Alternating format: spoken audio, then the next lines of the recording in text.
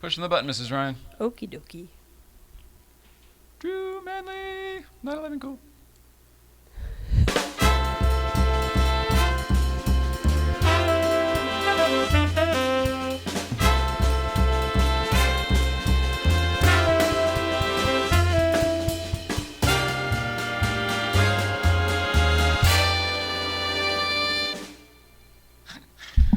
Hello there, Mrs. Ryan. Hi. Hello, hello. Oh, we're back. Chad did a good job. Everything's in the right place. Put some lights on. So excited. You really have everything. Wow. What's happening? Welcome back, everybody. Hello. Today is Monday, April 22nd, 2019. My name is Jay Ryan. This is Nicole Ryan. We are the Ryans, and this is It's Tonight's Show. Our guest this evening his name is Drew Manley, but I have a feeling most of you are going to know him by the name of 911 Cooled. That's right. We've got each other in each other's sights. We're going to finally have a conversation here. All this. It's been literally a couple years. We have known each other via Instagram and gone to all the same events, done all very even similar things. We've never met until here today. I love how this world works. It's so cool. So cool. But anyway, he's here with his whole family. We've got a full house, and we're going to be talking to him in just a few minutes. Until then, Mrs. Ryan, I have very few things to get to today, but I'd like to check in with you and see how you're doing. It's been a weekend. We're back. What's new? Nothing really new. I'm low energy, but I'm keeping a positive attitude. It seems to be status quo at this point, though, right? Like you're always low, and I'm not trying to make fun of that or make light of it. But you are, I mean, that's kind of status quo. I want you to realize that, I guess, so that there's a new bar set. It's on purpose, so it's hard for me to acclimate. It's harder for me to acclimate because it's like I shouldn't be control. I'm trying to keep it down on purpose. Oh. To give me more of it. It's hotter out. Oh! You're finally trying to you're trying to regulate. Yeah. Okay. Good for you. Growing up, man. So it's not so your energy is low because you are rationing it right now. You're trying to not blow it all in a manic state. Correct. Well, ta-da! Hey, good for you. Using my cane more. It is what it is. It is what it is. Good for you. I think that's awesome. Do you realize that that's kind of a personal accomplishment for you? Probably. It's probably why I'm teary about it, but yeah. Well, first of all, there's nothing wrong with that, but everybody's so proud of you. I'm so proud of you, but everybody's so proud of you. Thanks. So now that that's out of the way. Just kidding. We had a great weekend. Yeah. Last week, Mike Brewer was here, and one of your colleagues, Leanne, was here on Thursday. That was a great show. I watched it back. It was very interesting to me because I'm in the middle of your new brain and your old brain. Right? Does that make sense? Yeah. It was a weird, watching it back, I don't know. It was just very interesting to me. I don't know if the show is good or not, but I really enjoyed it. I watched it over the weekend. Oh, okay. And or parts of it anyway. And I wanted to say thanks to Leanne for coming over. But what an interesting week. Yeah. What an interesting week we have coming up, and what an interesting future the show has. It's incredible. We were having some conversations before the show with Drew, and you brought up some stuff. I brought up some stuff. I don't know. Future's bright. It's a good time. Good time. Yeah, it's a good time. Good time to be us. I agree with that wholeheartedly. With that, let's check in on the East Coast. Oh, yeah. We've got, back to the studio for a second. I'll explain something. There we go. One of the nice things about having our good old buddy Danbury Chive, Kazman, at BMW is we get the stuff the moment it lands. So we have seen a car testing up at the Crest a lot. I mean, for literally probably a year and a half, 2 years. It's the BMW Z4. It's landed. Let's take a look. Good morning, Mr. and Mrs. Ryan. Kazman here. Brooks inside working. I wanted to give you something new because, you like cars on the show and stuff like that. And the new Z4 is here. It's nice. It's not the same as my old Z4. It's a lot more expensive. It looks pretty, though. It's got a rag top again, which is kind of nice, as you can see. What else we got here? Brooke calls it the tail fin. Little tail fin in the back. But it's nice, this is the M40, but for like 63 grand, it's kind of crazy. It's got the red interior and all that good stuff. That's it. Random love. It's Friday. I know you guys are probably at Newcomb's. Well, you'll be at Newcomb's when you wake up. It's still fucking early here in Connecticut. So, love you guys. Catch you later. Bye. was obviously Friday. Thanks, Kazman. What do you think of that Z4? We had one. We should probably tell people we used to have one. We had the previous generation. This, not that one, but whatever the one that it just replaced, though. I don't miss it, so it's hard for me to love that car because I love ours so much. Yeah, same I'm sure here. it's super nice. Kudos. Same here. It was really fun to drive, but it wasn't. I don't know. It wasn't. There was something. It wasn't. It didn't. It was the beginning of when BMW stopped being BMW. You know, the feel and the whole bit. Yeah, it went down. It was, and we had the duded up one that was fully loaded, and it was. He's right about them getting super expensive, but I don't know. That looked more like an SLK to me, like a Mercedes SLK. Oh yeah. Like from whenever they. I don't think they make that car anymore, but they used to. That's what it looks like. Very quickly, I would like to. Nah, you know what? I'm going to do it during the break. We have a fantastic backstage pass from our good friend Ray Schaefer. In fact, I'm going to do this now.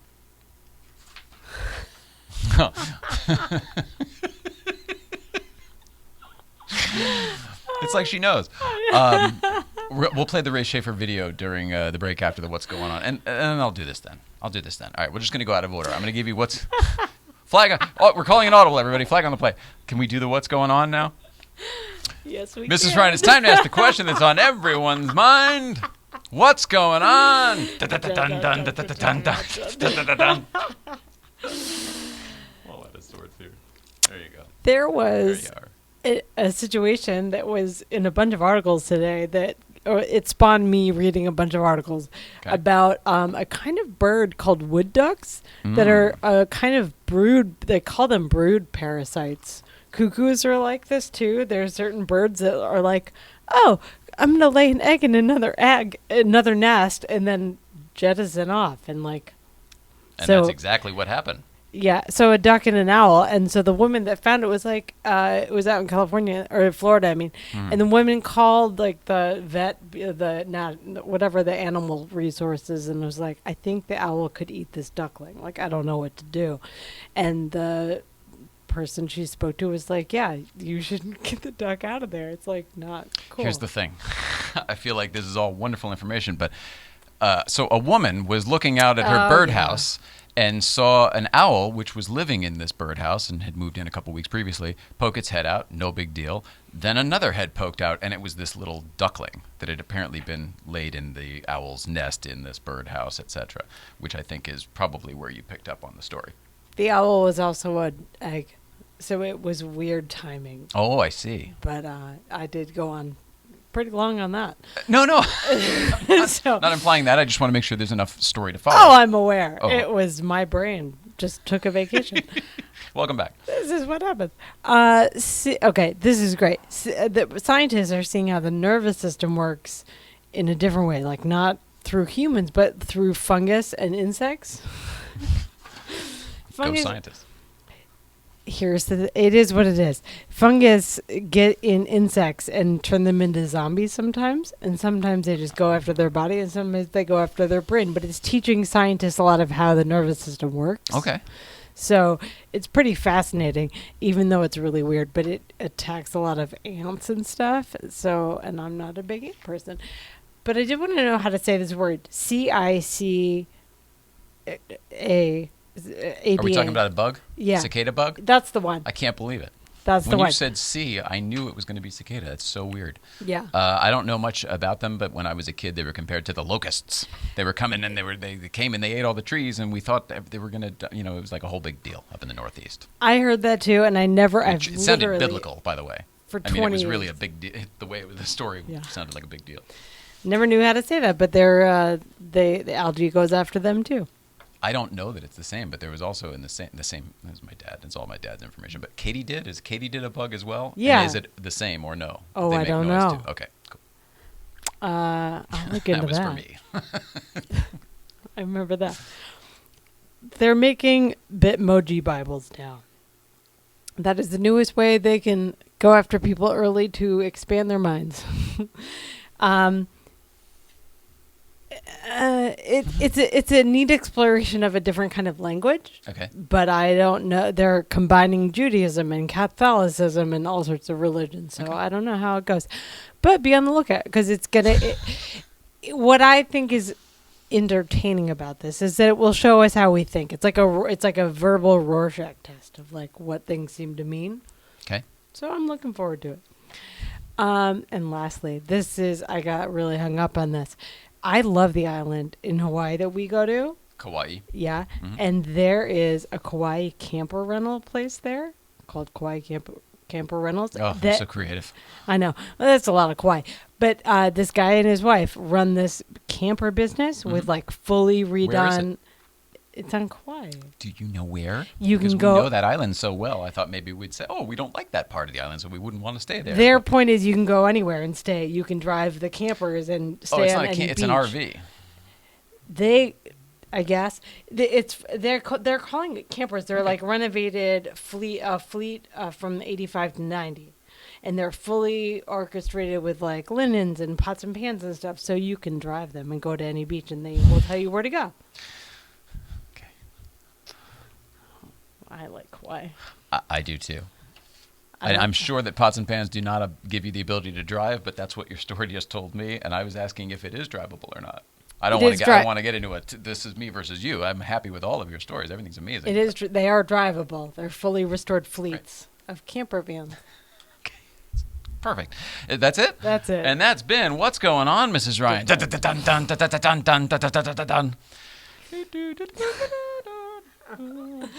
pump some more oxygen into the newsroom, I think. I'm on it. It's honestly getting sleepy back there. Here's the deal. I'm going to just let everyone know. I'm not writing as much on my cards, so I am not having as much recall. So that I don't talk as much sometimes. I think you're doing great. I think you're fabulous.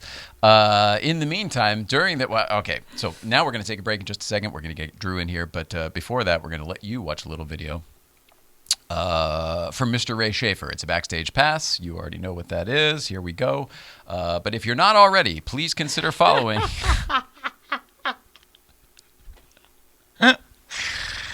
If you're not already, please consider following Ray SHAFFER for your backstage pass to Porsche Classic, brand heritage, and travel-related material. That's ray.shaffer, SHAFFER. Thank you. All right, we'll be right back. Drew Manley will be in here from 9/11 Cooled. Check out this video with the backstage pass in the meantime. See you in a few.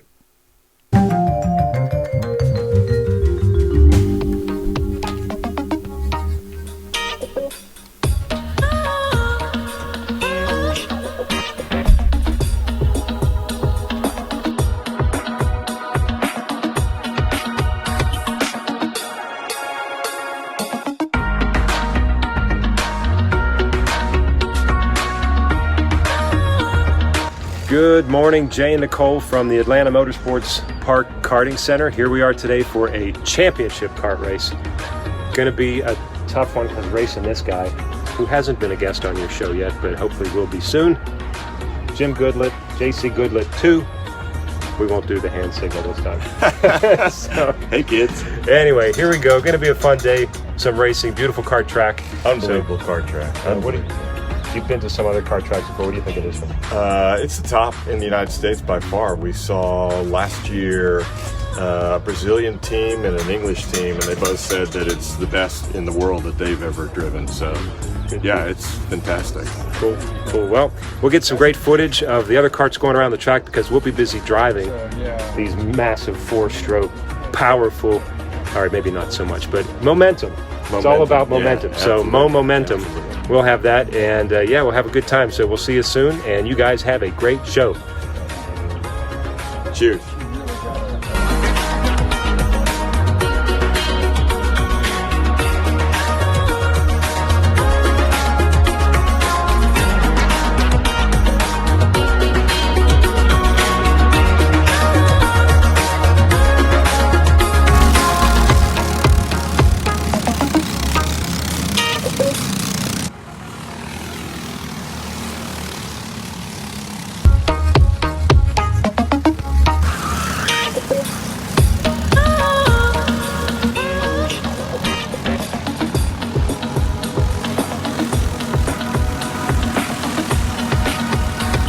One of the great features of the Atlanta Motorsports Park karting track is the 4-story elevation drop called the ski jump, and it's right behind me here. Take a look at this.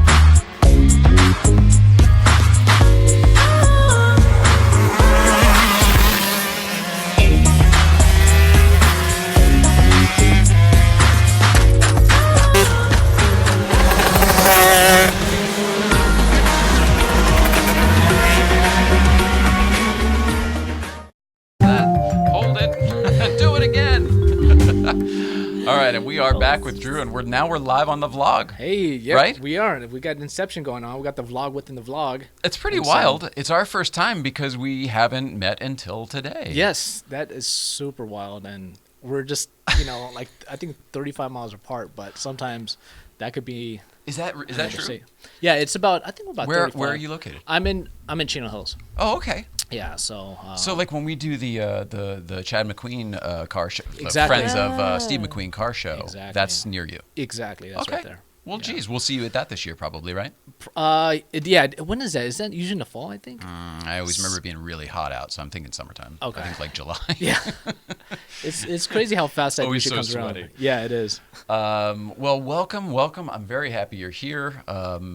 And it's pretty cool, like I said, to be on the vlog. You've got your whole family here. You guys feel free to watch or not. I don't want them to be, sequestered in there if need be. But I would love to talk about 9/11 Cooled. I would like to know why you started it. I would like to know what it is. Let's start with what is 9/11 Cooled. Sure. You are 9/11 Actually, Cooled, you know what? I guess. brought you guys some gifts. I want to. Oh my goodness. Let's see. I'm sure I brought you guys a poster and some mugs and stuff. I know you guys. Have Oh my some gosh. Thanks, some dude. stickers and So postcards in there. nice.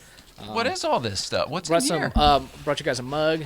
What's? Oh, this is the icy. I know you guys have 997, so I brought you a 997 mug. Oh, you're so nice. Yeah, and there's some postcards and stuff in there. Stuff that we do. So.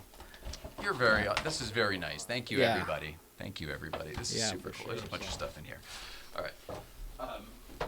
All right, so 9/11 Cooled, other than having tons of awesome swag for cool talk shows, what is it? Tell us what it is and then why you started it. About a year and a half ago, I wanted to start something where I can do a little bit more traveling and stuff with my wife. She's a big traveler.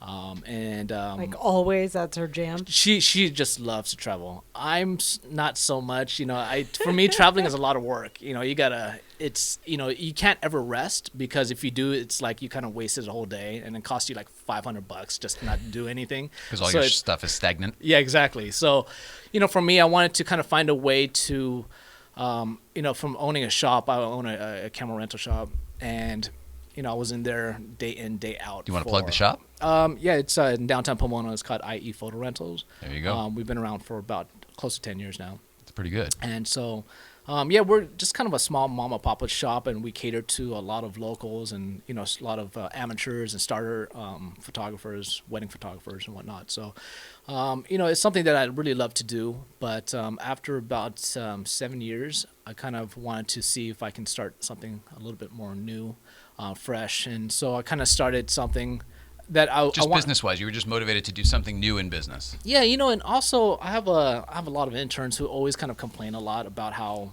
things never go their way and whatnot. So I started this almost as a way to prove to them that you can learn something from scratch. Sure. Because I wasn't doing video work. I've been a photographer for about 16 years, but I never really did video. I never got in front of cameras and stuff. So all of that was very new for me. And I wanted to prove to them that if you just set your mind to something, that you could do it. Absolutely. And for me with 911s, also I didn't know how the 911 culture was going to be when I first got into it. The way I got into 911s, might be different from maybe how you got into 911s. And so when I got into Chances are. Yeah, pretty much, right? Yet it's the same at the core, you know what I mean? Right, exactly. And I think for me, it's finding that the 911, not just 911, but the Porsche culture and lifestyle in California, but not just here, but in Florida when I just went there and just all around the world, is that, the Porsche culture is really different. People here are just really just passionate about their love for cars, but not just cars, but life. Yeah. And so I fell in love with the car, but the culture really took me for a different spin. And was that a surprise? It was. I mean, you're saying it like it sounds like it might have been a surprise. It was because I've owned Japanese cars coming from this point, and I think a lot of it comes from the Japanese culture. Starts what I like to consider even VWs. When you have grassroots brands, you have a lot of young people in it, and when you have a lot of young people in it, you have a lot of drama, and Well, look stuff at you. like that. You have thought it through. Yeah, and so I think a lot of it comes from. I think what's happening now is the Japanese culture or Japanese market is so small, meaning that, for example, if you get into an Apex car, Supra, NSX, whatever it may be, Evos, there's a ceiling. There's not a lot of history with Japanese cars, whereas German cars, they go back, Right. And so I think for me, once I realized that, I think a lot of people at my age, especially California kids who grew up in the Japanese scene, and you're probably seeing a bigger fluctuation with, I think, Asian Americans coming into the Porsche game or even BMW game, because what's happening is they're running out of places to go because the brands, the Japanese, if they feel like the economy is going to take a hit, they just stop producing cars. Whereas Porsche is like, well, we can't stop producing 911s because that's their, almost their bread and butter. It's almost SUVs now, but they have to continue making cars. It's certainly the brand recognition, right? For Exactly. Sure, the 911. So with Honda, with the S2000, the NSX, they are just like, we're not making it no more. They just stopped making. They just stopped making it. Yeah. I didn't know that. They just ended in 2005. The NSX won all the awards. Oh, it's the most beautiful car, blah, blah, blah, blah, blah. And they're like, yeah, but we sold 50 of them, so we're not going to make it anymore. Exactly. That's what happens. I mean, that's not a real figure, but it was not not what they expected. It's pretty close. I think in the first 2 years they sold. They also made that car for a dozen years. Exactly. Right. That took forever to make. That Leno and Seinfeld commercial about the first one was how many years before they got the car? That's the one they stopped making? Yeah. Yeah, and then they brought that in there. So that's a whole other conversation. But but I think leading back to this, it's the German world, because it's so much more broader and longer history. People are just finding there's a lot more world to this. Okay. And so I think it's a lot more mature. But beyond like Lamborghinis and Ferraris, I think the Porsche culture is much different because it is a driving culture. It is a culture of camaraderie and stuff. Whereas some of the other ones, not saying Ferrari or Lambo is not, but there's just a different take and stigma with it. So I don't even know if you can go solely by the car brand, but there certainly are. How about this? There are types of people who like to drive, and there are types of people who like to talk about their cars. Very true. And there's nothing wrong with either one, but they're just different. They're just different places. Sure. Is that what you mean? Like you can go brand wise, you can go mark wise. Yeah, if you want I guess that's one way to put it for sure. Some it's more about the socializing and the networking. Sure. You know what I mean? Some brands. I know. Like for example, like comparing Ferraris. watches. Right. Exactly. You said it. And I think with Ferraris, those cars are so delicate with mileage and value wise and stuff. And versus Porsche, people are just like, I bought it to drive it, And so, of course, Porsche, they have unicorn models and stuff, but for the most part, you're going to find people who own Porsches just like to drive. And so I think Porsche definitely has a unique market space that no other brand does. Yeah. And I think that's, why I started falling in love. So that's what you tied into. So you said, I'm going to do a new business, and I already love 911s for all of these reasons. Yeah. So and I I'm think going to merge the two. Well, Plus, you already know about cameras. For me, to be honest, there wasn't really a game plan. It was just like. Well, how did it happen though? Because you've got quite a following now. You've got it's a business now. It's real. It's getting there. Yeah, I think right now what's happening is that even to this point, I still feel like I'm still, just getting my feet wet because. Yeah. It's only been a year and a half, and as you know, it's one of those things that there's not a book out there or somebody or a mentor guiding you. And I've had a couple of people who've been doing it a long time saying, hey, this is what you should look out for. But everyone's journey is so different. Right. And when I started it. Good for you for realizing that. Yeah, and I knew that going into it that it was going to be a lot of work. And now 19 months in, I know it's a whole lot of work. I mean, there was times where I wasn't sleeping very much. And it's almost like just being a one-man show wearing 14 different hats. Oh, yeah. And it's nonstop. And you guys, No. It's nice to hear somebody who's going along the same journey, even though our work is very different. Our art is very different. Yes. I think for the most part, when you are growing something from the bottom up, you have to do everything. When I started my camera shop, it was a bootstrapped business. I didn't get. I used to have customers come in and say, "Hey, where'd you get all this money to start this shop?" And I would joke around with them and said I found a lamp and a genie came out that asked for a camera shop. Absolutely. And they're like, really? And I was like, no, of course not. If I did, I wouldn't be here talking to you. Like my second wish would have been something way better. Exactly. So I think for me, it's when I started the camera shop, it took a lot of energy, a lot of love, and just like this, I guess just inherently I like to start something from new because I wanted to know if I have what it takes to really grow something. You seem to be somebody who challenges yourself at all times. Maybe is that you? Is that your DNA? DNA? I think so. Yeah. Yeah. And, well, that's a wonderful thing, right? That's a great place to live. I think it depends. I think the work ethic and stuff it allows me to grow and do all these things. But at the same time, I think now I'm 39, so I feel like as I'm getting older, I feel like my body is not being able to keep up. Even though I try. That's why we landed here. Exactly the same thing. I'm 42, 41 now, and she's 38, something like that. Oh, we're on the same age. We have no idea. But yeah, it's the same exact thing. And it's one of those how do you keep up with it? So what's your answer? I don't have an answer right now. I just continue to push until I feel like I can get this to a place where I feel like it's going to be a little bit more stable, which I don't know when that day is going to be, because I was just talking to a couple of buddies about I was talking to my buddy Mike with P-Car Talk, and he was like, man, what'd you do with with this or that? I saw you plug in this company, and I was like, yeah, at this point in time, I almost I have to charge a little bit for any commercial entity, because at the same time, if you guys are making money, Absolutely. you got to kind of share the, the bread. And so I think for me, just finding ways to sustain is my biggest goal right now, is to say, hey, look, we can, just pay bills and whatnot. I'm lucky enough where my other businesses kind of help sustain me today, but, I don't ever relax on that thought. My thing is I give myself 2 years. Clear. Yeah. And I gave myself 2 years from August 2017 to say, hey, within 2 years, let me see what I can do. Because if there's not going to be any traction, then I need to find something else. Wow. And so for all you guys out there. What did you consider traction?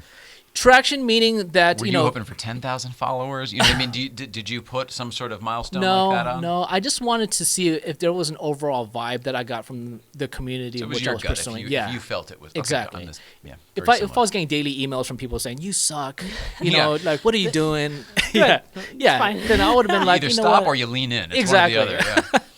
And so, I to be honest, I've wanted to quit so many times.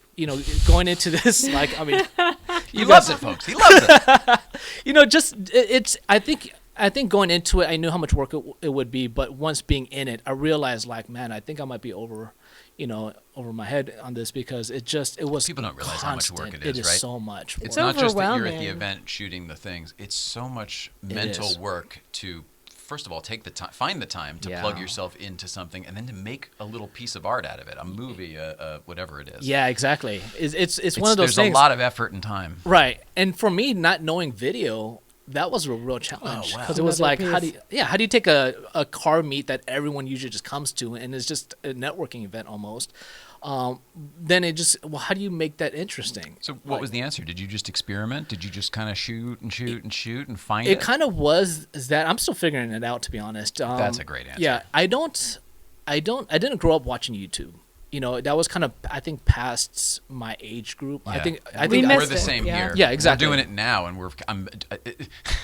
maybe you're the same way. Now I look at YouTube and I'm like, this is the most amazing resource. Everyone is Goodwill Hunting. Right. Do you know what I mean? Every exactly. single person who's got an iPhone is Goodwill Hunting. If they want to be, they have the ability to be. Right. It's funny enough you say that. My son's Cub Scout, one of the fathers told me this is the first time in history where knowing and not knowing is the same thing. Ooh. And you realize everyone just, if they don't know something, they'll just go to their phones, and then all of a sudden, they're their expert, and so I'm always kind of cautious of that. I don't ever on my video want to portray something that I'm not. I've only been in 4 years. I know probably 4% of the Porsche world. There's so much information. It's Have you been doing it for 4 years? No, I bought my first Porsche in 2015. Oh, I see. You've had the car for 2015. 2015. Yeah, that's two. Yeah. So the that's yellow kind car, of, not the first one, but the yellow car. Right. Yeah, exactly. So I think in general, I feel like I didn't realize YouTube was filled with a lot of guys that put on a show. For me it was. Oh. Now I see good. Okay. Yeah, I think for me when I started a channel was I wanted to find a way to incorporate my experience coming into a whole new scene. Yeah. And just sharing that with people, saying, hey, look, I've been a photographer for a long time. I like shooting cars. Maybe I'll just show that experience and see where it goes. And it wasn't until I started getting a lot of feedback from people saying, hey, look, I like what you're doing. It's really awesome. It's inspiring me. And I think I probably spawned a lot of different people who are starting brands today from the emails and DMs that they send me. Absolutely. And, that's always, that's always amazing to hear, to say, hey, look, you got me going. And I always just say, hey, look, at the end of the day, just know that whatever you think the amount of energy was going to take, just multiply that by 10. Yeah. Just and Drop never stop. all assumptions, Right. and expectations, and just embrace whatever happens. Exactly, right? Yeah. And be willing to do the work really hard. Like, you never know. That's what I find. Everybody wants the magic pill. Yeah. Oh, yeah. You know? Oh, But yeah. how do you do that? Because they think, oh, you figured it out, so just give me your formula, man. Oh yeah, Yeah. that's what you meant by your post. I saw that. There's no magic pill. Yeah, that's correct. I always tell people, like, they always want the overnight story sensation. Yeah. Like, oh my God, you just became huge. I remember when obviously because I'm Asian American, but By the way, you can tell it that way. yeah, exactly. I mean, sure, if that helps you. Well, the funny thing is, I saw this interview with the. I didn't mean to cut you off. No, there. you're good. Okay. Yeah. I think I want it to was, hear that story, though. I I'm think it Asian was American. I'm Asian American, as you guys can tell. With the Far East movement, I remember when they started to blow up, they had an interview, I think, on the radio, and so many people were like, "Oh, you guys are overnight sensation." And he goes, "Oh, funny you guys say that because we've been doing this for 10 years." It's perception. Yeah. Yeah. By the And- time people have heard of you, it feels like overnight. Right. Exactly. Everyone I've worked with ever. It's not like tomorrow. Like, there was a couple that I worked with from the beginning, but even Right. that wasn't the beginning. That was like when they were good enough to be known to me. I worked with them and then made them famous, but like, it's totally different. Right. The layers of it. Exactly. Clearly, Yeah, you've experienced some of it too. yeah, it's interesting. You kind of go through this whole thing and also becoming more of the in the public eye, within this niche. That's what I like about it. Is it's not you're like a public figure in the whole broad scheme of the world. It's just kind of this small scheme of things. Agreed. But do you also find that it makes you better because of that? Because you have to then hold yourself. You're in front of a mirror at all times. Sure. I think for me, like, it was always important to not portray myself in a way that I'm not. And so I'm a pretty raw guy. Oh, good for you. So Yeah. you're able to just maintain. Yeah. Yeah, I'm similar to and that, so but- for my thing is, well, I mean, I try to do it in a way that's a little bit more diligent on camera versus being a little too raw. I think for me, lots of times when I come out about something, I just want to make sure that I try to bring who I am to the table. I don't want to say, hey, look, I'm all knowing, I'm all owning, and apparently people do that, because Yeah. I didn't watch YouTube growing up. And so now that I'm hearing from other people, Everyone like, wants to. It feels good to be an expert. Everyone Sure. wants to be an expert on things. Sure. But they aren't necessarily an expert on things. And watching a few YouTube videos doesn't really make you an expert. right, on exactly. things. And I don't ever really want that title because that's a lot of weight to carry to say, hey, look, that you know everything. And I think that usually comes Nobody from knows anything, let alone Ex- everything. You know what I mean? Exactly. Once again, the cell phone, right? Yeah. And I think for me, it's a lot of it just goes back to just sharing the experience. Like when I meet somebody who's gotten a crazy car and he's spent 10 years building it, like I want to share that story with people and saying, hey, look what he did. Like you don't have to have $300,000 and buy a brand new GT2 RS. Like you could be this guy who bought it, rusted out, and just learned it as he went. Right. And just tons of people doing that and have been doing that. And so to me, those stories are interesting. And so as I start to They're the progress best. within, where 911 Cold is going, really it's just now realize is really just a community story. It's really about the story of a guy who does have money and bought his car. But at the same time, what's more interesting is the guy who got his car from his dad in 1968. And he remembers rolling around in the back in it. And now he's got the car from his dad. To me, it's like, dude, that's an awesome, because I didn't have that story. My dad didn't have a 911 growing Right. up.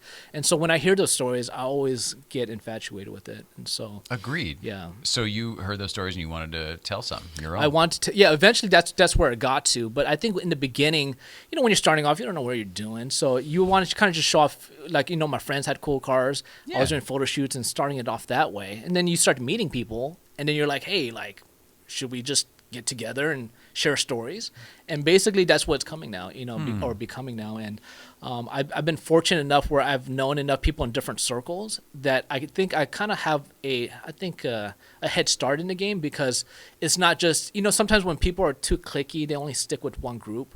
I know a lot of people from different groups. You go to a car show and they're so and so, so let's just go and that's exactly, it. Exactly, yeah. And I try to keep, I always try to keep things, always interesting, trying different places and going to new places and meeting new people and all that stuff. And so when we went to Miami for DRT, that was a really an amazing experience to meet people who have been following me, but to actually get to meet people in their land, away from what you're comfortable with, and out of your comfort zone. Exactly. And the people in Florida, man, shout out to you guys over there. You guys really made my trip so wonderful, and they're hardcore, and I now I'm realizing everybody probably owns just, most people who own any type of car is usually kind of hardcore, but the Porsche community out there is just amazing.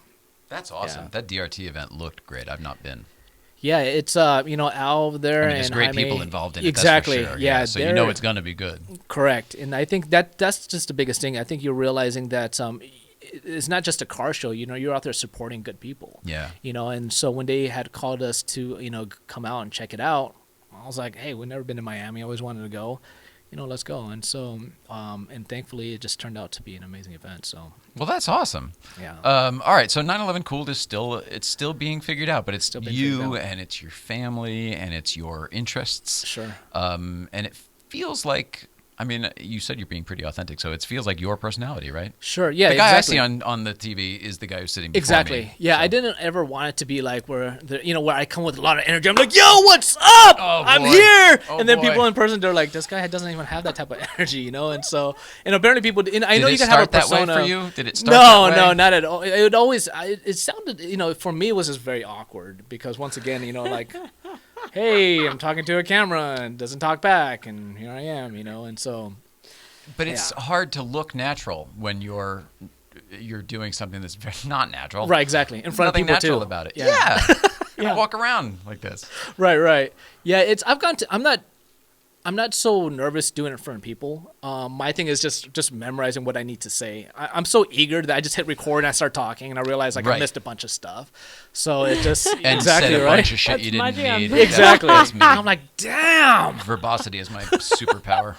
Exactly. Slowing stuff down. I think that's the biggest thing too, is just learning how to, starting a quote unquote brand is that, I had to learn, you have to, it's like, I remember I saw this interview with Kanye West and because he was trying to make a shoe and they were yelling at him. He was like, why don't you just, make your own shoe? You don't need Nike. And he was like, I do need Nike because if I spend all my energy making a shoe, then I can't rap. And if I can't rap, then my clout goes down and no one's going to buy my shoe. Right. People don't get it. Exactly. And so you got to keep all the plates spinning. You got to keep all the plates spinning. And, at the same time, I had to learn how to edit, which I get narcoleptic. So usually I'm editing from 12 to 5 in the morning. So I'm editing. I'm just like, or legitimately. No, It's such a weird thing. That's what she's picturing. She's what it is. Here's the best analogy. I feel like I'm in church, and I feel like the Monsignor's talking, and I'm just like, I feel like the boat motion. You're just like, and then 30 minutes later, you wake up with a sore neck. You can't figure out why, because now it's 2 a.m. because you've been falling asleep forever. And that's how I lived my life for the last 12 months at least. Probably don't get a proper REM cycle with that, huh? No, I for sure don't. Actually, funny enough, as funny as that is, there was a time. There was a time I was sleeping 3 hours a night for about 4 months. Oh boy! And I was at a party one day. Sounds familiar too. Mm-hmm. And that's, I didn't realize how detrimental that was until I was at my friend's. Until it adds up. Well, no, it wasn't then because I don't drink coffee, I don't drink soda, I just drink water. And there was a time where I was at a party and I met these 2 stoners, and they were listening to the Joe Rogan show. Oh, sure. And they were listening to the podcast, scientist, right? The podcast, yeah. And he had a sleep scientist on there talking about how you absolutely need sleep, and it sounds like common sense, but I was like, I felt great. Went deep. Yeah, that one really deep, right? I mean. Yeah. They were like... It's one of those, you think you're fine. You're not fine. Yeah. And so I think at that point I realized, okay, well, now I need to incorporate 8 hours into my day, which is tough because now I need to do more work in less time. Right. Yeah, and so it got really, really tough. And so But Luckily, you're making the time?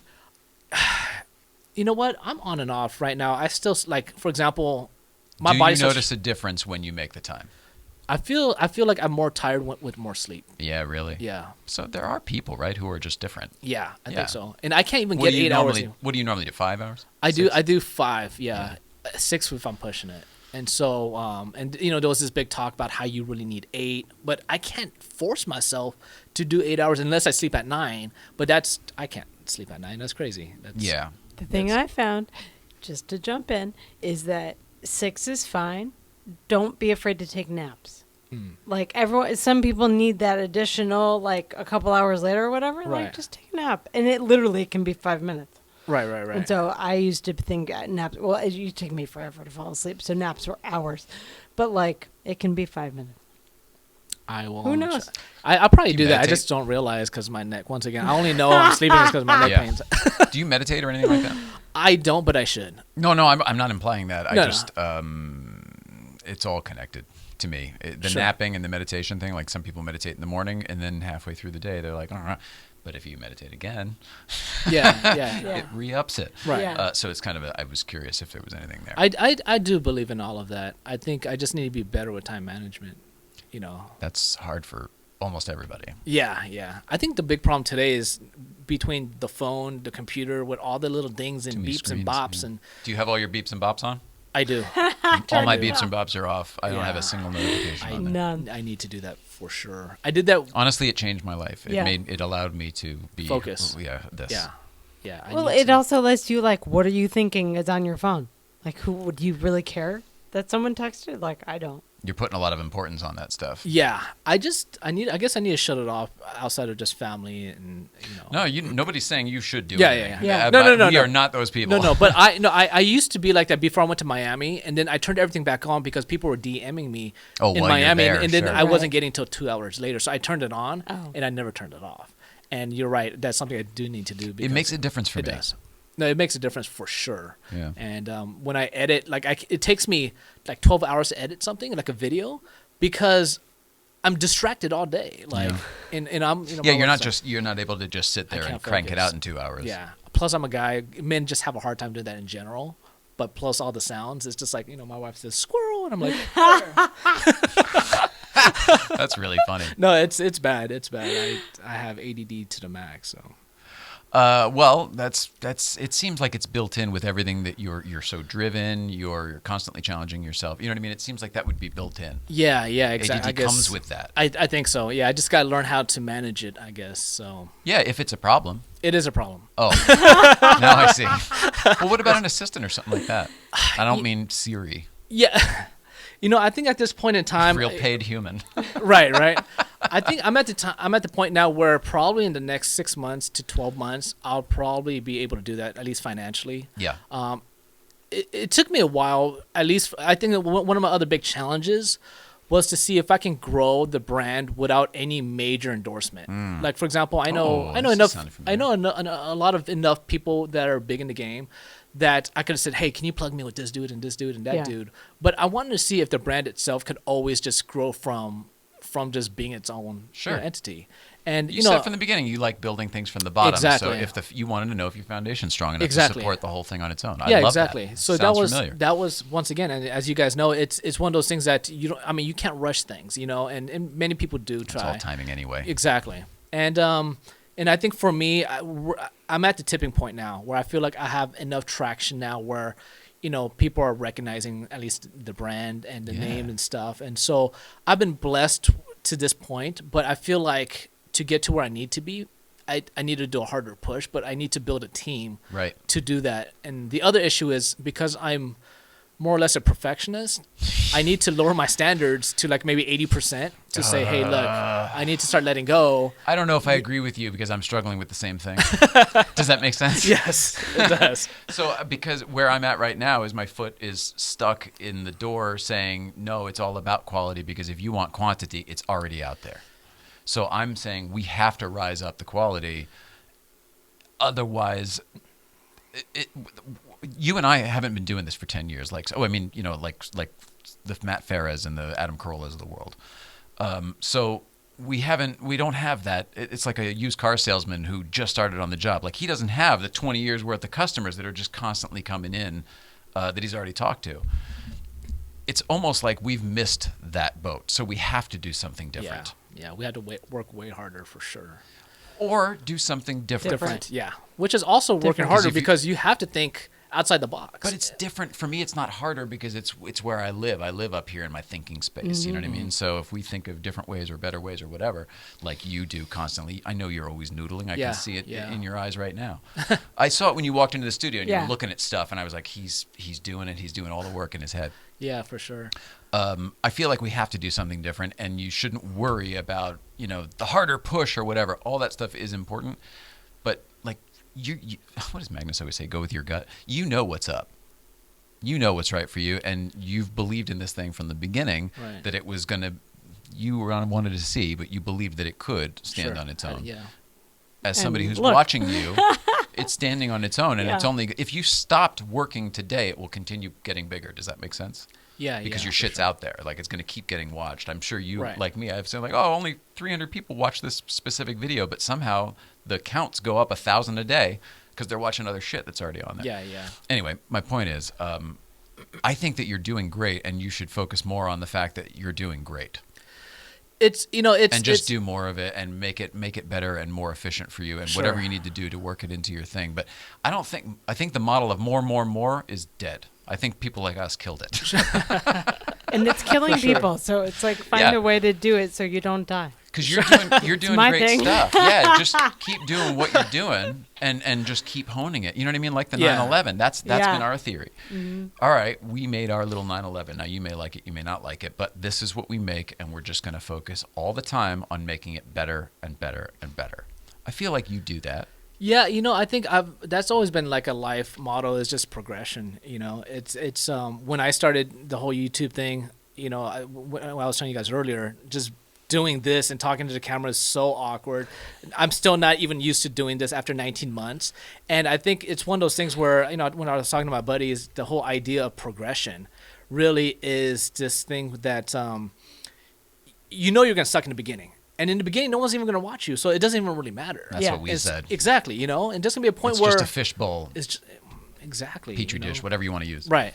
Yeah, and so there's a point in time where you can maybe use the tools to tell a better story. For example, I mumble and stutter all the time on camera, but I could just cut it, and it looks like I'm smooth, but...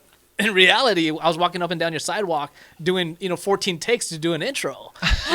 That's the reality, guys. Like, nobody ever talks about that type of stuff, but that's what it takes. To do a 15-second intro, it took 15 minutes of constant redoing. Different takes. And, writing's rewriting. I say that all the time. And it is the same with any creative endeavor. Like, it's redoing and refinishing and remaking it. Yeah. Exactly. You guys do incredible stuff, so it's super neat to watch your passions kind of get highlighted by really cool stuff.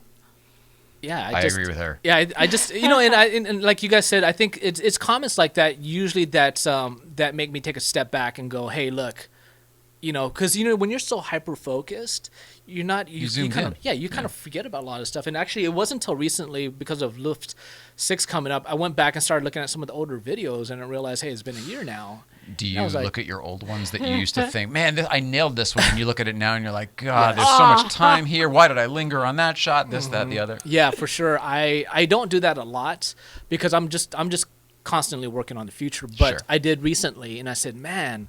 Like, this one was okay. This one was terrible. This one actually I was like, sometimes I get to the point where I was like, man, I didn't even know I shot that because it was more of a cinematic way. And I'm like, I don't really think like that. I'm more of a vlogger, so I'm like. But you did that day for whatever reason. Yeah, for whatever reason. So I'm like, well, maybe there is inherently something deeper that I can do.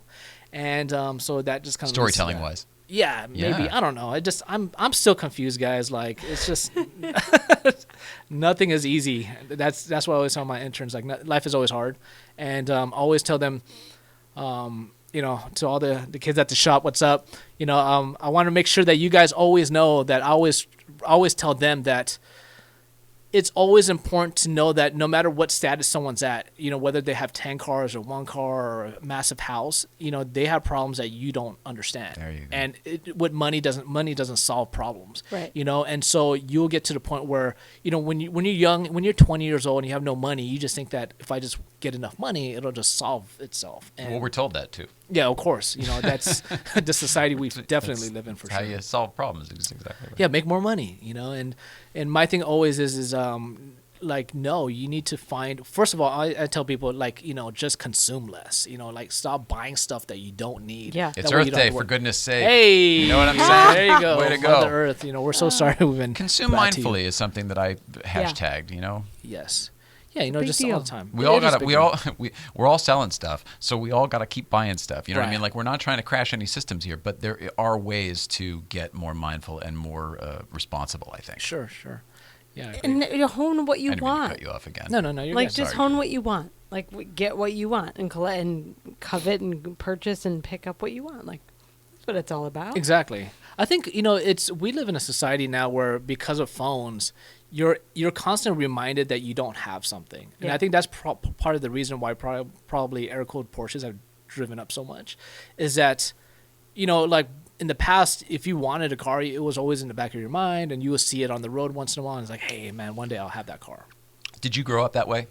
I absolutely grew up that way, where I thought DeLoreans is what it was when I was a kid because of the movie, the whole bit. So it was like, anytime I'm driving with my parents or going to a mall or whatever, I'm literally scanning for a DeLorean, whatever it was, a Right. Porsche, a Lamborghini, whatever it happened to be. Were you that same way? Because you seem to be almost borderline autistic like me.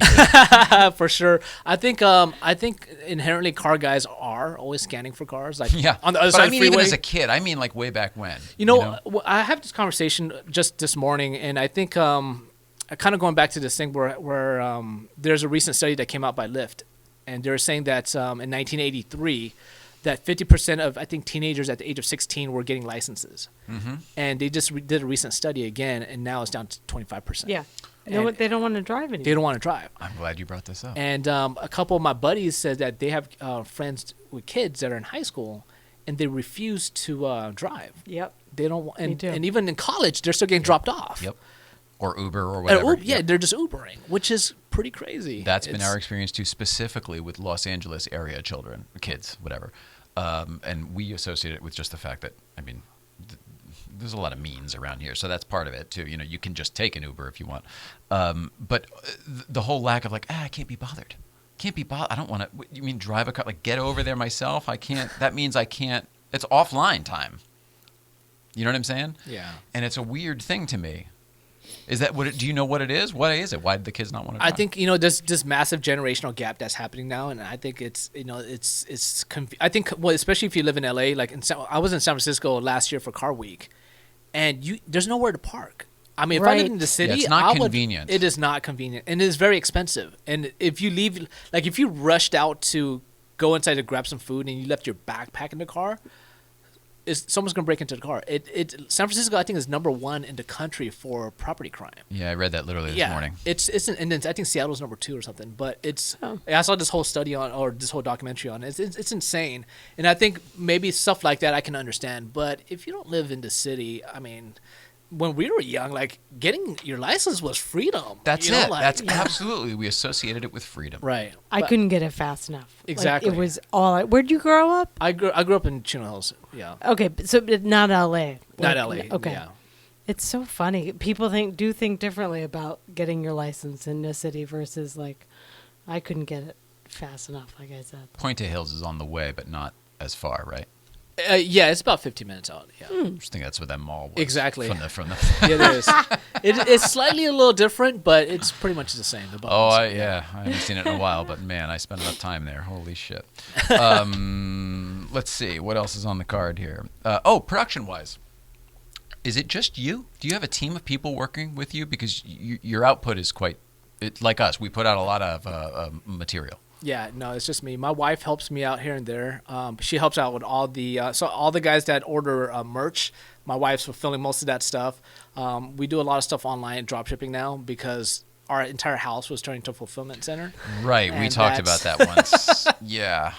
Yeah, We were trying to so- avoid that, and we still haven't figured out how to do it. Yeah, it's it's not fun. It's well, I'm going to pick your brain on the drop shipping thing. Yeah, too. yeah. Well, Hunziker's going to help us out as well. I mean, Yeah, I got tons of We're in the place information. where we have to figure all There's that a out. lot of new questions that have not been addressed. How did you, just to switch gears for a second, how did you do merch from the beginning?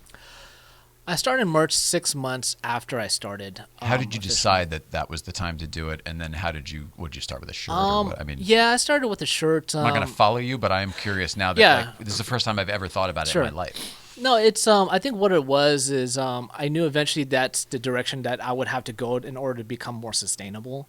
I was lucky enough, my buddy Mark, who's an amazing designer. At the time, I was looking for a designer. I had put it up on Instagram, and his wife April was like, "How about Mark?"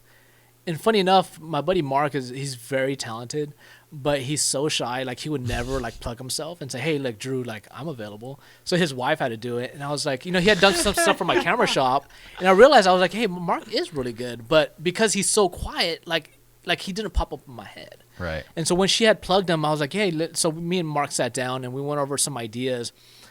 And what I love about Mark is, you get a lot of people who have talent, who have artistic ability, but they also have an ego. And here's the problem. I tell them everything I want, and then they come out with something and you're Totally like, different. where did this even come from? Like, I wanted a rabbit and you give me a frog. Like, huh? It's better. Yeah, it's better. And I'm like, no, bro. You That's want not a what frog. I You want a frog, right? Oh, my good Lord. And so I think luckily I was blessed that Mark came into my life because Mark, he's an amazing designer, but he took my idea and said, "Hey, look, let me put that in a visual form." Because I had ideas on what I wanted, I just didn't know how to maybe create it, or it would have taken me a long time to create.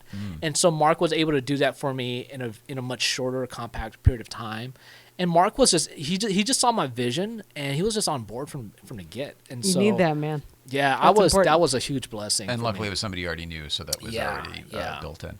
But would you t-shirts, hats, all the usual stuff? Yeah, most of the other merch came a little bit later down the line. I wanted to not overwhelm myself with getting too much merch, and you kind of understand the nightmare that just comes from adding one extra SKU to the whole thing, because it's not like everything comes from one place. Yeah. It comes from every different source. So you're working with somebody who's doing your silk screening, you're working with someone who's making your hats, your stickers, and you're working with every single vendor that puts on different times, and you got to coordinate with all of that. So then I realized that Being became a contractor for a construction build. Exactly. Yeah, then I realized now I have to be a project manager.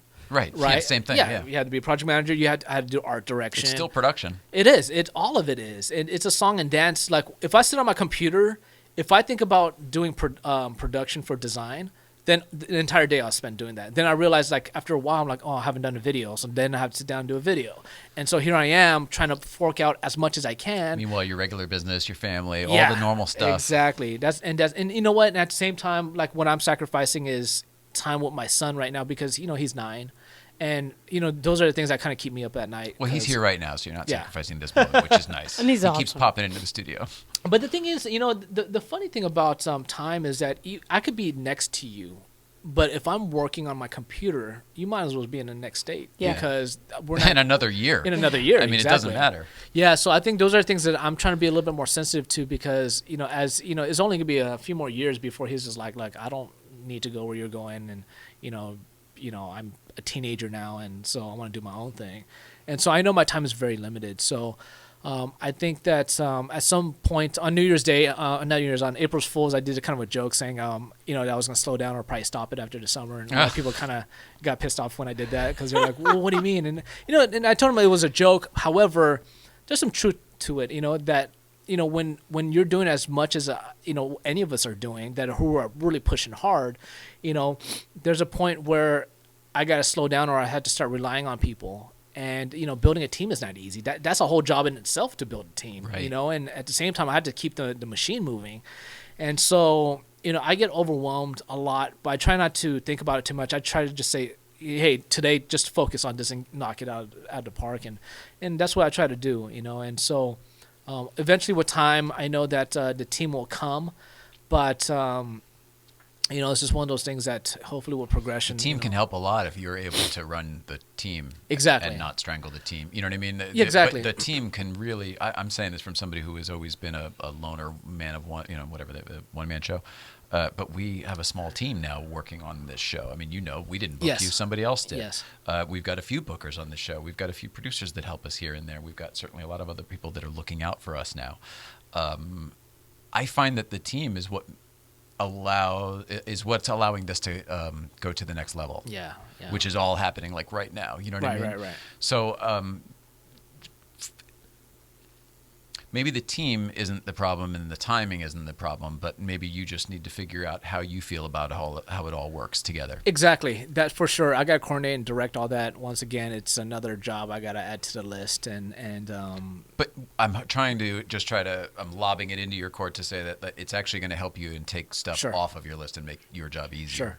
I'll interrupt and just say everyone thinks that like I'll delegate and I'll hire people to do stuff, but they forget the part that it's still a team that you have to manage. Right. And I know that we've talked about it, but like everyone always says, but it's like back up and pause. And like, let's look at what you want before you start putting people in place to do stuff that have nothing to do with what you actually want. Sure.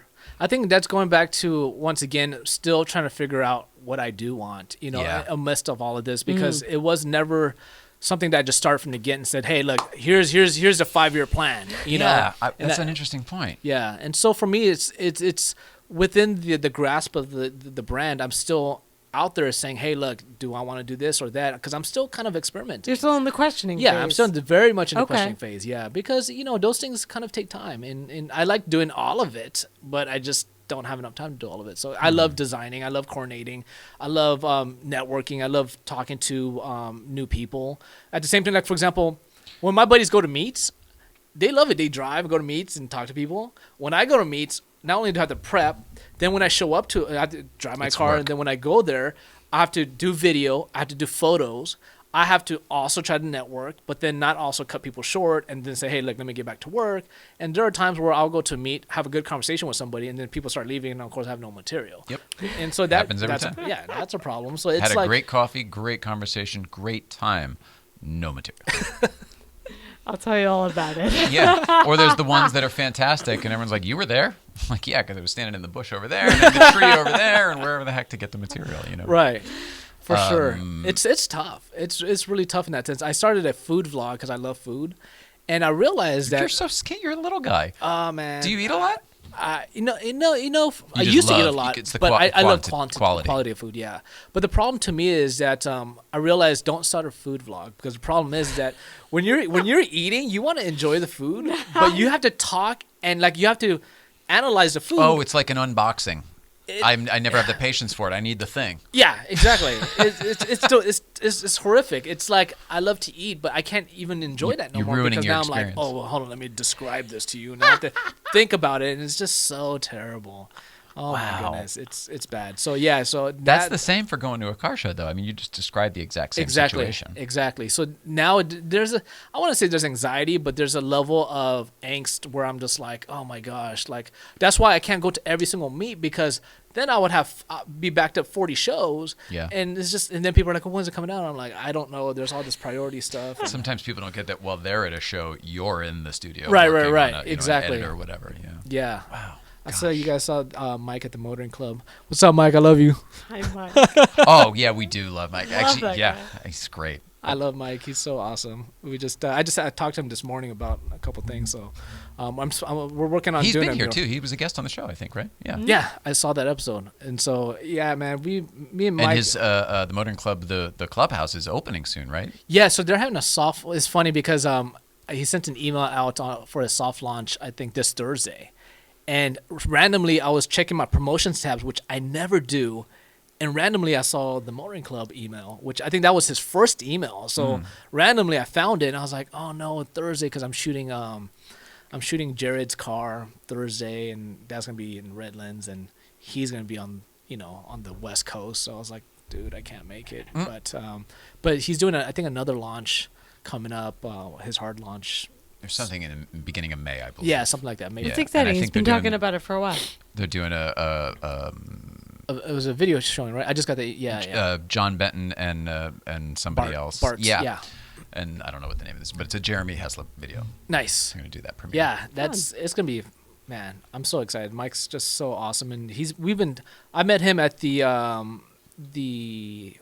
car week last year, and he was telling me about like his dreams and hopes and all that stuff. So now that he finally has gotten it, to me, it's so cool to see that progression, because he's just like, oh my gosh, it's happening right now. Same here. I remember when he drove to LA, and his first stop was at I think that the one up at whatever, some car thing, and it was like, oh man, you drive, because he has New York plates and the whole bit. So we had that conversation, and it was the same thing as you, like a year and a half ago, fresh on the scene. Now he's not only is his business doing well, he's opening up a shop and the whole bit. Yeah, it's so amazing. Good for you. So you seem to be very, very positive, very ingratiating, very communal with the other folks. Yeah, not everyone is like that. Yeah, for sure. I think we were just talking about that with my other buddy today, because within any car group, there's always drama, of course, and I think I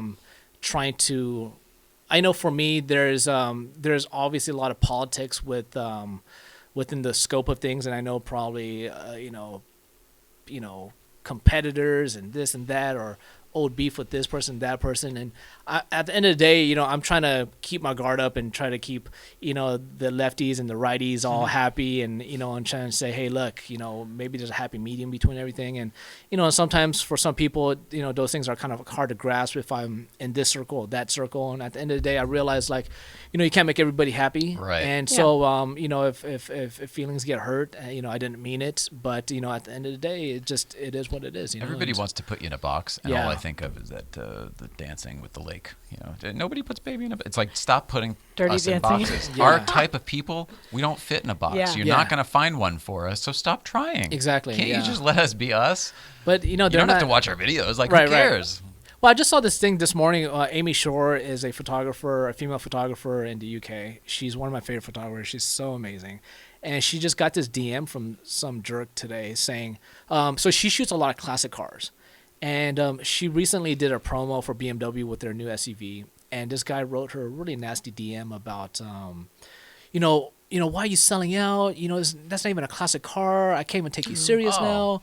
What, and you've lost credibility because you did a new car? Yeah, and that's grief. insane. It's like, and she was very respectful in her response, but basically told him, like, hey, just unfollow me, because, like, it's easier for everybody. It's easier for everybody. And at the end of the day, like, she's like, hey, I got to make a living, and, they're a big sponsor for what I do, and it is what it is, and my thing was, I think people have to realize, like, content is never free. Even if you get to watch it for free, there's a cost somewhere, and if you feel to someone somewhere, and you can't go out and just start telling somebody that they're selling out when. If you love something, have you supported? And if you haven't, you can't go and point fingers and say you're a sellout. Nor have you done your research to see if that's even true. Exactly, and just, to me, it's just crazy. And I think the audacity for somebody to even DM somebody on that notion is, like, just crazy to me. And it's like, I don't know what the world's come to. And it's like the stuff people say about things that you can't change. Yeah. It's really, yeah. Yeah, I don't want to get into it, but I mean, people say things. People say things about us, same as you. Yeah, everybody. Yeah, and at the end of the day, and these people have no idea what Mrs. Ryan or myself are going through or went through to get here. Sure. And the same as you. Exactly. And I think for me, it always is when I hear people talking, smack about somebody. My thing is, hey, look. At the end of the day, you and that person might have had some discrepancies or whatever the case is. However, that might have been one point in time. Maybe you guys don't even feel that way anymore, or whatever the case is, or people try to get you to pick sides and do this or that. And I was like, hey, look, at the end of the day, you can't fight drama. Drama's always going to be there. But at the end of the day, my thing is like, hey, I'm not sitting here in a room trying to stir the pot. My thing is, like, how do I continue to elevate what I'm trying to do, which is there you go. bring more joy to people, and say, hey, look, like, what is it that we all love? Let's concentrate on that, versus saying, hey, look, let's stop just being angry at each other and saying, hey, look, you like purple and I hate purple, so your car sucks. And it's like, whoa. And lots of times it's as simple as that, right? Can't you just go to the other side of the parking lot? Like, there's so many colors of cars here. Exactly. And sometimes some people, they get so wound up over, like, oh my gosh, you put that part on that car? Are you stupid? And it's like, no, relax. It's not your How about car. come from a place of question? Yeah, Hey, exactly. why did you? That's an interesting choice. Sure. Why did you put that Mac dog on the front of your 911? Because that's Right. an unusual choice. You know what I mean? But then you might have a real conversation about it. You might even end Exactly. up with a buddy, Hey, that's the thing. I think at the end of the day, just or at least you know what you don't like about it, right. Yeah. and you know why. Yeah, just hey, that's not my thing, but that's Yeah, your good car. for you. So Yeah, good for you. Yeah. That's Get an weird. That's weird. Good experience, for you. which is what it's really all about. Exactly. Like, who cares about the rest of it? It's Yeah. an experience. It's an opinion, and at the end of the day, it's when someone has something to say about somebody, my thing is, hey, look, that's I find I don't want to go too far down this road, but I find that all the shops in LA, all the Porsche shops, you know what I mean? Pick one. It doesn't matter which one. You can find a group of people who have fantastic things to say about it and the opposite. Yeah. And yeah. every single one. There is no like, oh, that's the shop you should go to because they've never had a problem and they've never had a bad customer. They've never had a misunderstanding. Like, That doesn't exist. We're all humans. Yeah. This whole thing is Earth. None of it's perfect. Yeah. I think that everyone zooms in, like you were talking about before, just zoomed in on the problems and the issues instead of what you're doing Sure. and you're trying to do. Expanding it out and being like, hey, man, zoom out far enough. We're all the same. Stop Right. hating. Yeah, I think You don't have to like what I do, but just Sure. don't pay attention to it. Yeah, exactly. Well, I mean, I think lots of times when, for example, if I had nothing going on and I just wanted to concentrate on hate, I mean, I could. Yeah. But I think people It's are typically, easier. it's easier to hate It's than easier to say, to think hey, about look, the things you don't like. right, and I think that if you just took a minute to say, hey, look, there's probably some stuff in my life I should probably work on because who's perfect? Yeah. And at the end of the day, like, you should be out there. If you spent more time on you want to be worried about what Joe Schmo's doing. Yes. Because you're like, Yeah. hey, You do you. I'm doing me, right? And Exactly. so, at the end of the day, like I said, it's people always have beef with somebody, and that's fine. The world's not a perfect place, but also at the same time, that's what makes it more interesting. You get to meet people of different likes and stuff, and you find out you click with this person and maybe not with that person, and maybe in the future. I've had instances where I didn't get along with somebody, but a couple years down the line, we found new grounds on something. Same here, sure. And so, it's Because just you one of didn't those shut things. the door. Exactly. And neither did they. Yeah, you try not to burn too many bridges. I mean, there's some people that just never change, and you just move on. But like I said, I barely have time to do the things that I want to do, let alone just sit there and just hate on somebody and go, ooh, this person. And I was like, man, my list is too long. Too much time on their hands. Too much time on their hands. Drew, you are absolutely delightful. I could keep talking to you because this has just been a very, very easy conversation. We're very fun. out of time, but is there anything that you have for us? I mean, you do this too, and this is our first chance to have a conversation, so I just want to at least open it up to you. I want to come back to you guys in like a year and see like how much Don't you guys wait that grown. long. Don't wait that long. It's just one of those things. Like I love seeing progression, and like just talking about Mike, and then talking about you guys, and then talking about where I'll be, and just in general, just talking about stories. Yeah. And that's what and for me in a year, we hope to, go to Europe, and just travel different places and meet different spectacular people. That's kind Beautiful. of our big thing now, and we've got enough response from people globally to do that, and Cool. so I think that's something that Do you that's where fund we're those focusing. trips with the photo shoots and stuff? Sometimes? So far right now, I remember I've- the DRT push, so that's why I was asking. Exactly. That was still funded by myself. So Oh, okay. everything I'm still doing is still self-funded, and so I've been lucky enough that Can you subsidize with a photo shoot here or there when you travel like that? I do, but the thing is also when a time it's very busy like that, it's really hard to separate people from the groups and stuff. And so I'll do what I can, and sometimes I'll try to show up a little bit early so I can do stuff like that. But it's one of those things that normally I'll try to make enough stuff on the back end to try to make up for versus on the front end because Gotcha. it's just it just adds more stress to the whole event. So Yeah, people don't understand that either. Front loading is not the way to go. yeah, It just adds so much Yeah. stress, like you said. it is. The stress decreases as things get checked off the list. Sure, exactly. Especially in production. And I'm at the point now where like just marking a checkbox next to something, it is so gratifying. Done. You're just like, oh man, let me cherish this one moment. Forget all the ones under, just yeah. You're awesome. Yeah. And nothing else for us? No, I okay. said, it's just I love. You're coming back, but don't wait a year. Come back whenever you want. Like come back when you want to. Come back like it's a talk show appearance when you have a clip of your next thing or Sure, something like sure. that. You know I think maybe after a major trip. we'll Cool. come back and share with you guys. Oh, good. That'd be awesome. That would be super awesome. So. And then it lives on your channel, but like it's a neat little, premiere type of thing. It's always fun. for sure. Yeah, and we can catch up. Thanks Check for it out. having me, guys. Thank you, man. Thanks You're for an being absolute here. pleasure. Oh, so let's see. Where's my? I lost. It's totally unprepared. You don't have a phone, do you? I do not. All right. Well, then you guys talk. I'll get mine. Well, what do you have a blog or a vlog? I do. I have both. So, really? Yeah, I have a blog, which is 911cooled.com, and then the vlog is through YouTube. Yeah. This is what we're supposed to do on the story. I just asked one question. I did not ask She for all the conversating, so we're sample. conversating. So I'll ask again. You're the best. Do you have a vlog or a blog? I have a blog and a vlog. So the vlog is through YouTube, and the blog is through the website. But the blog has been struggling because... All right. Yeah. I don't want to hear about why your blog's struggling. We're going to build it up for you. Yeah, sure. How do people find you on social?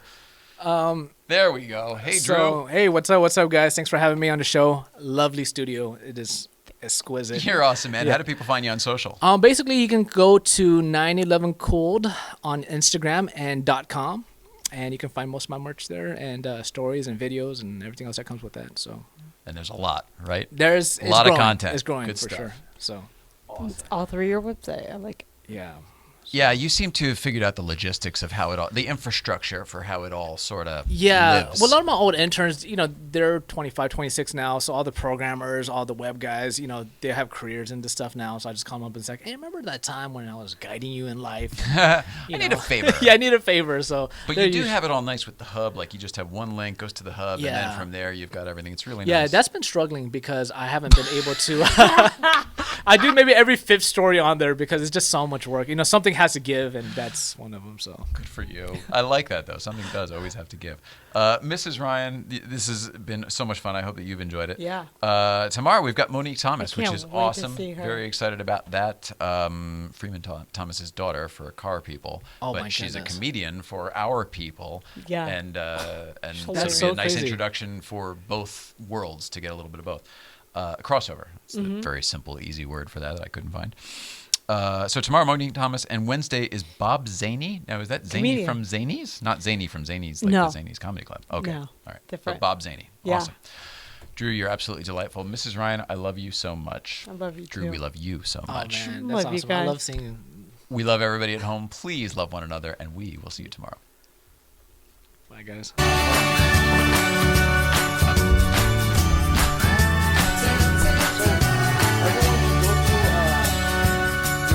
I guess we'll just link it on the descriptions.